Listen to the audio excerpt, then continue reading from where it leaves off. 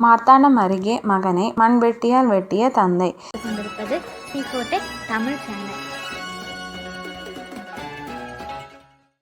கன்னியாகுமரி மாவட்டம் மார்த்தாண்டம் அருகேயுள்ள உண்ணாமலை கடை பகுதியை சேர்ந்தவர் மாரிமுத்து, வயது 83. இவரது மகன் ராஜேஷ், வயது 39. கொத்தனாரான ராஜேஷ்க்கு மது குடிக்கும் பழக்கம் இருந்து வந்துள்ளது.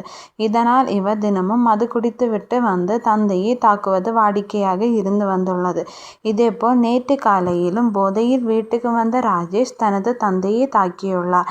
இதில் அவருக்கு காயம் ஏற்பட்டதால் ஆத்திரமடைந்த மாரிமுத்து வீட்டில் இருந்த மண்வெட்டியை எடுத்து வந்து ராஜேஷின் கழுத்து வெட்டியுள்ளார். இதில் ராஜேஷ் வலியால் அலறி துடித்துள்ளார். இதனை அடுத்து அக்கம் பக்கத்தினர் அவரை மீட்டு நாகர்கோவிலில் உள்ள ஒரு தனியார் மருத்துவமனையில் சிகிச்சைக்காக சேர்த்தனர். அங்கு அவருக்கு சிகிச்சை அளிக்கப்பட்டு வருகிறது. தொடர்ந்து இது குறித்தான புகாரின் பேரில் மார்த்தாண்டம் போலீசார் வழக்கு பதிவு செய்து விசாரணை நடத்தி வருகின்றனர். லைக், ஷேர் அண்ட் சப்ஸ்கிரைப் பண்ணுங்க. லைக், ஷேர் அண்ட் சப்ஸ்கிரைப் பண்ணுங்க. லைக், ஷேர் அண்ட் சப்ஸ்கிரைப் பண்ணுங்க.